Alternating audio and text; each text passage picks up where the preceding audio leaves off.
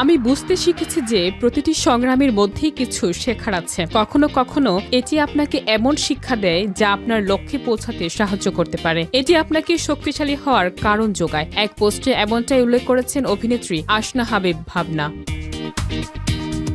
আসনা হাবিব ভাবনা শুধু অভিনয় দিয়ে নয়, তার জীবনবোধ ও অনুপ্রেরণামূলক বক্তব্যের জন্য ভক্ত অনুরাগীদের কাছে পরিচিত।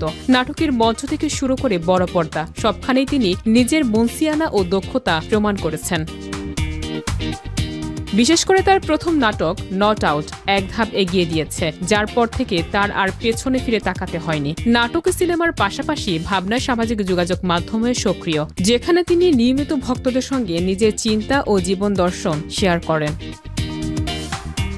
সংগ্রাম করা মানেই ব্যর্থ হওয়া নয়, এটি বারবার মনে করিয়ে দিয়েছেন অভিনেত্রী। তিনি বলেন, ভালো কিছু সহজে আসে না। বেশিরভাগ সময়ই আপনার জীবনে ভালো কিছু ঘটার আগে আপনাকে সংগ্রাম করতে হয়। নিজেকে সেই কথা মনে করিয়ে দেওয়া খুবই গুরুত্বপূর্ণ যে সংগ্রাম করা মানেই ব্যর্থ হওয়া নয়। এই মন্তব্য তার ভক্তদের মধ্যে নতুন উদ্দীপনা সৃষ্টি করেছে, কারণ এটি সাধারণ মানুষের জীবনের বাস্তবতা ও লড়াইয়ের সঙ্গে সহজেই সম্পর্কিত।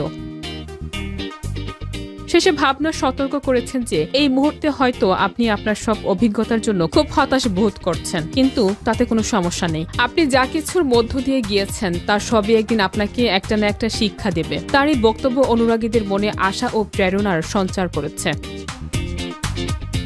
নাটক থেকে বড় পর্দা, সোশ্যাল মিডিয়া পোস্ট থেকে অনুপ্রেরণামূলক বক্তব্য, সবকিছু মিলিয়ে আসনা হাবিব ভাবনা শুধুমাত্র একজন অভিনেত্রী নন, তিনি আজকের প্রজন্মের জন্য একটি শক্তিশালী উদাহরণ যে সংগ্রামী জীবনের প্রকৃত শিক্ষক, আর প্রতিটি চেষ্টাই আমাদেরকে আরও দৃঢ় ও সাহসী করে তোলে।